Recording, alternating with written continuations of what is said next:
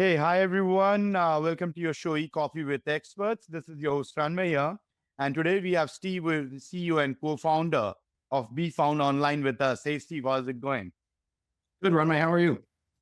Good, yeah, good. Can't really complain. Steve, before we move any forward, let's get to know the human behind the mic. Why don't you talk us through your journey so far, how you landed up in the SEO digital marketing space, and also a bit about BeFound Online, your agency, and we take it off from there. Absolutely. I think this is officially my third career. I started out Oh, in customer service, found my way into technology, and then from technology, found my way into digital marketing. Interesting enough, that was the path, following your passions. And I just kept exploring different passions. And when I'd like to say that in 2006, I was liberated after an acquisition, and I was thinking about technology jobs, but I'd fallen in love with digital marketing. So, mhm. the genius that I am, I decided that without any experience in the agency world, I would start an agency. Why not? So that's what Yeah. I did. I set out in 2006 to do that. Was working on my own, mix and match a couple of contractors here and there. And then in 2009, with a co-founder, founded BeFound Online, and we scaled a bit from there, and we've had some fun ever since. Lovely. And from, being a startup to now working with global clients, it has been quite a journey, I must say. So, what strategies or hacks you feel that have worked for you and making your agency a successful one the way it is now? It's really difficult to up level your agency if you're working with small and mid-sized companies to get to Yeah. mid-sized and enterprise companies. And I think our inflection point for that was we grew up as an agency partner. So while we had and still have plenty of direct clients, we leverage partnerships, relationships historically where clients may not have had paid media services, or they don't have paid search, for instance, or they don't have an SEO practice. We'll partner for those practices and we'll be invited to participate in those bids or those RFPs. And Mhm. so that's how we started winning larger clients and enterprise clients, because you got to tag along with somebody, if you will, the larger agency of record, the agency that's doing 300 or $400 million, and you're a department, if you will, within that agency. So you get to go along that way. But the realization when you start doing that is that you are qualified, you are capable. And so now it becomes your own calling card and you get to start calling on companies. So you get to leverage that. So it's that first time you get to work with McDonald's, and people put it on their websites. If they had a project with McDonald's that made them 10 pounds, 10 euros, or $10, they're going to put it on their website and they're going to talk about it because they're hoping to get the next large client as a result. And you just keep parlaying that and rolling up. But the other thing is to get out to meet the people who you want to do business with.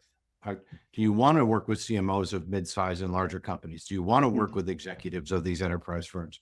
Who are the decision makers? You're not always selling something, but you want to get to know. You want to be in these social circles. You want to go to the events that they attend. You want to present. You want to speak at those events. You want to get out there. In fact, I heard a story just a couple of weeks ago. A friend who wasn't necessarily intentionally pivoting his agency, but they decided that as one of their strategies, they would try to speak and present within the health and wellness space. And over the Mhm. course of 2 years, they became subject matter experts.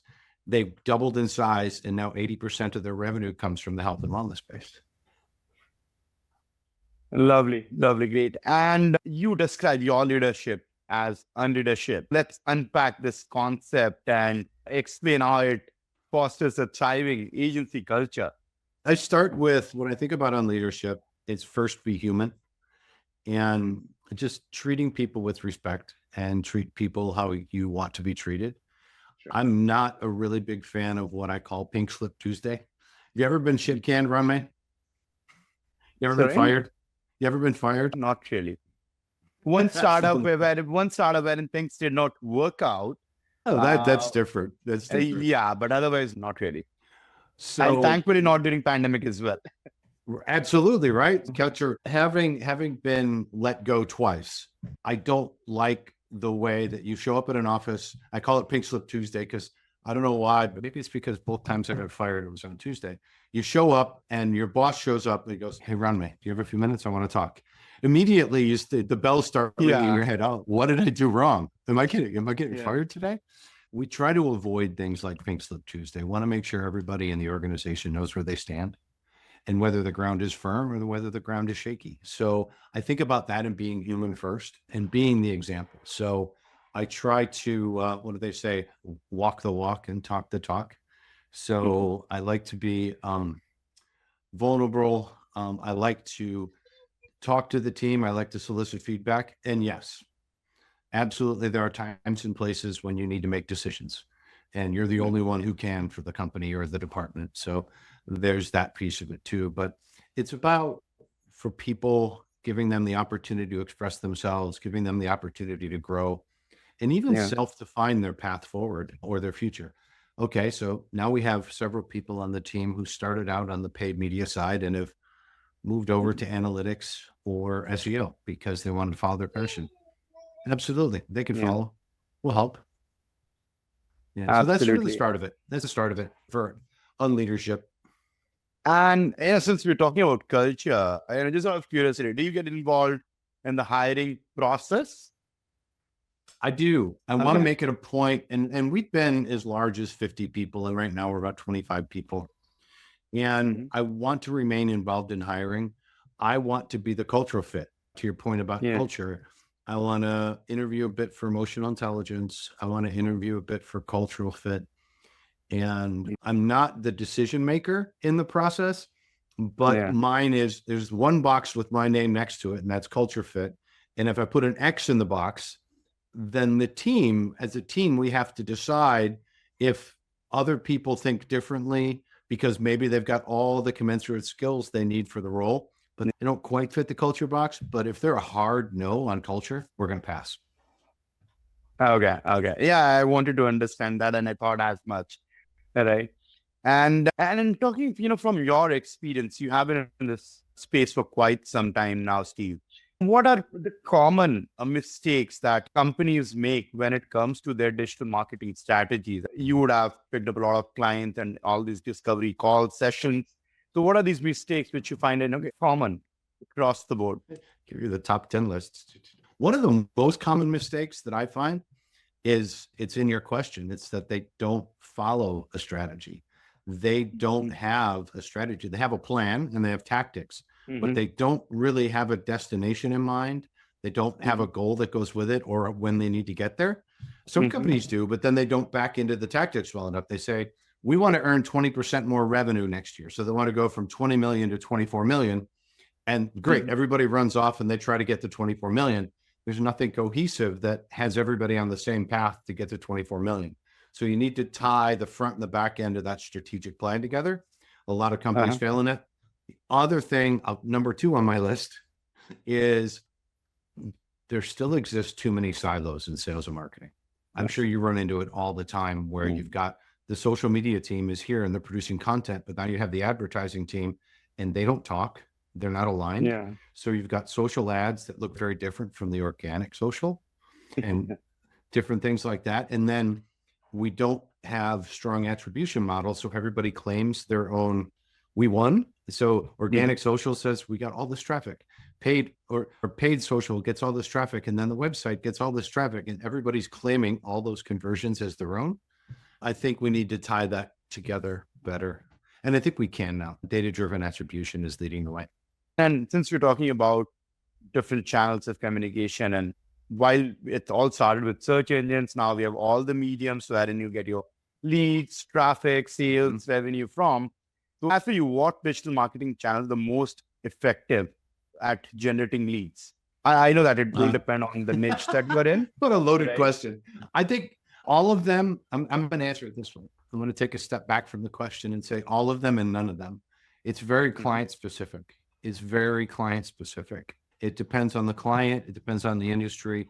Sometimes there's seasonality. There's a lot of competition in the space. So where, if you might think about lead gen in the B2B space, you're leaning on LinkedIn. And I think too many people lean on LinkedIn conversion ads instead of LinkedIn awareness ads. And back to the sales and marketing example for leads. they don't bring their sales and marketing teams together well enough, because social media, I know this, I'm not telling you anything you don't know, is that social media is breaking all the rules of the funnel. So you've got so much going on in the same place. So bring your sales and marketing teams together and let them go to battle in LinkedIn, or let them figure it out. So it depends on the business. You might, again, your business model might dictate that your clients are on Instagram. And so you'd advertise there and get some influencers working for you there. We're looking at a new client now in the food space, and they're asking for the go-to-market strategy for 3 test markets. And one of the keys for them is going to be micro-influencers on TikTok and on Instagram. And the client is pretty excited about Facebook, because they share on Facebook, they do stuff on Facebook, and we'll go there and we'll be there. But I actually think there's more play on TikTok and Instagram, but we'll see. We'll test it out and find out. But it all depends on the client. You can generate leads and opportunity from most anywhere. I think the key is really identifying your audience first. And then once you've identified your audience and or your ideal client profiles, now you can go take a look at the channels and tactics for where you might draw them in. But another pet peeve and that's not a pet peeve. One of the things I think that folks in the industry are lacking, another thing is true media mix. Understanding that programmatic and paid ads can work together, or programmatic and paid social can work together along with content and SEO to create this bigger picture, and that your leads or your opportunities, they come in from anywhere now. You probably read some of the stats, but pre-COVID, we used 17 pieces of data before we ever bought a product, and we're up to almost 30 now. So we're clicking around a lot more. I don't know if that means we're more discerning or we just have less attention, but we do a lot more clicking. And I've decided that I don't like the marketing funnel anymore. And and it's this idea that there's this piece up top, those 25 sources, that's get to know us. And then below that line is work with us. And any one of those 25 sources could lead directly to a new client. And those 25 sources also interact. So it's this crazy world we live in, where you could be on TikTok in one moment and say, wow, that's really cool. And then you're going to go to the website and check it out. And then you're going to go back to social media and find out if your friends are using it. And then you're going to go out to an event or a party, and you're going to, oh, what? He has that too? What do you think of that product? And you get all these different data sources, but then you cross the line into becoming a customer or working with us. Absolutely. So that was a great way not to answer your question. Actually, but take you from that, what are some of the most common SEO myths that you encounter? SEO myths. Wow. There's so much. Right now, the most common that I'm seeing is it's always SEO is dead. That's always, everybody says it. You've been in the space a long time. And now people are saying that AI is the SEO killer. Once and for all, AI is going to kill SEO. And I watched a good friend of mine speak last week. His name is Andy Crestodina, and he's brilliant. And he says, AI isn't killing SEO. AI is complementing SEO. AI is the evolution of SEO. And what he likes to say is that AI doesn't take sides like humans do. You can make it take a side, but it gives you its perspective. It gives you facts. And AI can't throw a punch. And he says, you're going to take a position, and you've got to get out there and evoke some emotion in your audience, because AI is not going to do that for you. So use it, leverage the tools. But I had a friend ask me about LLMO. Are you familiar with this? No, not really. And AIO. So AI optimization and LLM, large language model optimization, both SEO upticks on this idea. And it's now that Gemini is released into production for us and we get the AI previews, really it's optimized for schema and optimized. Use real people in your articles, in your pieces, and real quotes from real people, and take a position that AI can support you in. So the myth of SEO is that AI has changed the world for SEOs. I think it's only improving SEO after we get through the whole crappy content piece of it. Right. And talking about AI, Steve, how do you feel businesses or agencies or marketers, let's say, can leverage it to improve their content creation and optimization processes? You need to be smart about how you use it. I can Yeah. go out and pick an AI engine. I can go to Perplexity or Claude or ChatGPT right now, and I could throw a couple of keywords at it and ask it for an SEO strategy, and it will give me one. I think the most important thing I've learned about AI is to build longer arguments for AI to think about, and then give the AI a chance to ask you questions. So that same product company I was talking about earlier, Mhm. I did some homework in AI just to learn about the space. And I asked AI to generate a go-to-market plan. But what I did before I told it to create the plan, I said, wait, before you create the plan, do you have any questions for me that'll help you build a better plan? And the machine gave me 10 or 15 questions that it wanted answers to. And then I filled in some of those blanks and it improved the output. So anybody who's taking AI content and publishing it straight away without an editor is failing. Anybody who's not spending a lot of time building out quality prompts for AI is failing as well. So I think those are my two things. You can use it. You should use it. Do you look for cheat codes in your job when you're working? You look for ways to save time and save money all the time, right? Yeah. AI is just our next cheat code. And looking ahead to 2025, Steve, what are your predictions for the biggest disruptions or innovations in the marketing industry? Wow, that's really interesting. I haven't given much thought to it. I think we'll finally be at a place where Google Analytics 4 is widely accepted and people stop grumbling about it. And we'll start getting better data because our GA4 data is a couple years old. So I think if I lean on that, I think our business intelligence and business decisions will get stronger simply because of the power of GA4, provided people know how to harness that power. There's a lot there. Yeah. It's a complex platform. Absolutely. Absolutely. And Steve, finally, for audiences, you have been able to run a successful agency for quite some time now, right? So no one better than you to give a piece of advice to our young listeners today who are trying to make a mark or starting out on their entrepreneurial journey or starting out an agency. What would you want to advise to them? Too many people wait for the perfect idea, or they overplan their perfect idea. And I was at an event, Mark Cuban was speaking, and funny enough, the gentleman I was standing next to in the back of the room, Cuban calls on him to ask a question. And Mark Cuban says, yeah, what's your question? And the gentleman says, we're a pre-revenue startup, and I would like to get your opinion on how we attract capital. And Cuban said, excuse me, can you clarify that? Pre-revenue. Have you made any money? And the gentleman says, no. Cuban looks at him, and excuse my expression here, but he says, make some fucking money. At some point, you don't have to have the perfect idea or the perfect product. You just need to be willing to go to market with it, and you need to persevere. I've worked with I mentor young entrepreneurs, and the success stories are those people who are gritty and just tough it out, and they get up and they keep fighting. And this lifestyle it's going to knock you around a bit. And a lot of people will quit at the sign of first trouble, and they'll go, and they're good at job, and that's fine. You can do that. But if you really want to make a go of it, you can tell yourself that you can run out of time or money, but those truths move all the time.